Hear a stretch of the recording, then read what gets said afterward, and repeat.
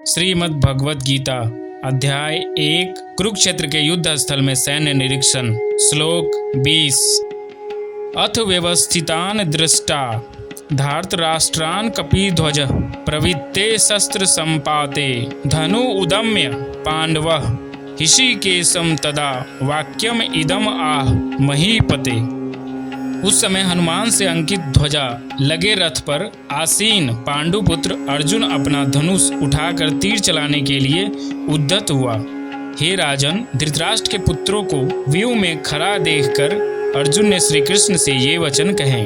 युद्ध प्रारंभ होने ही वाला था। उपयुक्त कथन से ज्ञात होता है कि पांडवों की सेना की अप्रत्याशित व्यवस्था से धृतराष्ट्र के पुत्र बहुत कुछ निरुत्साहित थे, क्योंकि युद्ध भूमि में पांडवों का निर्देशन भगवान कृष्ण के आदेशानुसार हो रहा था। अर्जुन की ध्वजा पर हनुमान का चिन्ह भी विजय का सूचक है, क्योंकि हनुमान ने राम तथा रावण युद्ध में राम की सहायता की थी, जिससे राम विजयी हुए थे। इस समय अर्जुन की सहायता के लिए उनके रथ पर राम तथा हनुमान दोनों उपस्थित थे। भगवान कृष्ण साक्षात राम है, और जहाँ भी राम रहते हैं वहाँ उनका नित्य सेवक हनुमान होता है तथा उनकी नित्य संगिनी वैभव की देवी सीता उपस्थित रहती है। अतः अर्जुन के लिए किसी भी शत्रु से भय का कोई कारण नहीं था। इससे भी अधिक इंद्रियों के स्वामी भगवान कृष्ण निर्देश देने के लिए साक्षात उपस्थित थे।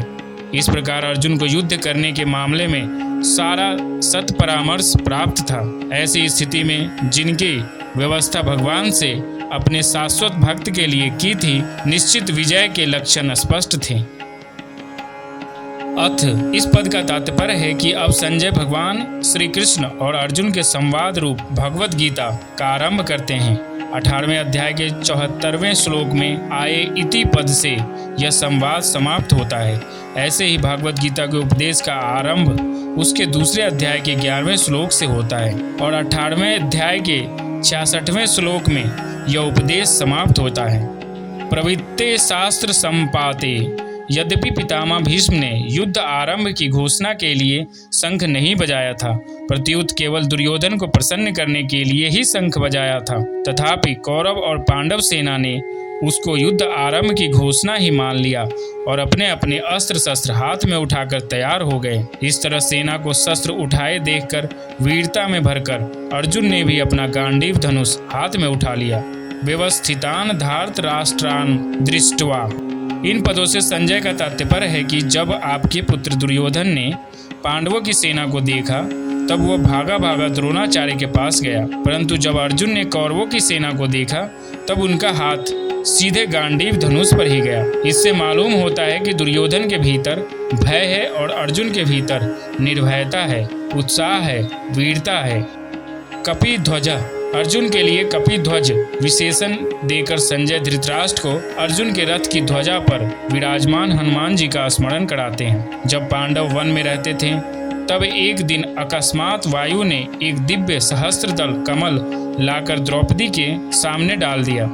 उसे देखकर द्रौपदी बहुत प्रसन्न हो गई और उसने भीमसेन से कहा कि वीरवर, आप ऐसे बहुत से कमल ला दीजिए। द्रौपदी की इच्छा पूर्ण करने के लिए भीमसेन वहां से चल पड़े। जब वे कदली वन में पहुंचे तब वहां उनके हनुमान जी से भेंट हो गई। उन दोनों की आपस में कई बातें हुई।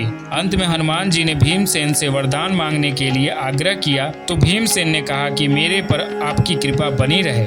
इस पर हनुमान जी ने कहा कि हे वायुपुत्र, जिस समय तुम बाण और शक्ति के आघात से व्याकुल शत्रुओं की सेना में घुसकर सिंहनाद करोगे, उस समय मैं अपनी गर्जना से उस सिंहनाद को और बढ़ा दूंगा। इसके सिवाय अर्जुन के रथ की ध्वजा पर बैठकर मैं ऐसी भयंकर गर्जना किया करूंगा जो शत्रुओं के प्राणों को हरने वाली होगी, जिससे तुम लोग अपने शत्रुओं को सुगमता से मार सकोगे।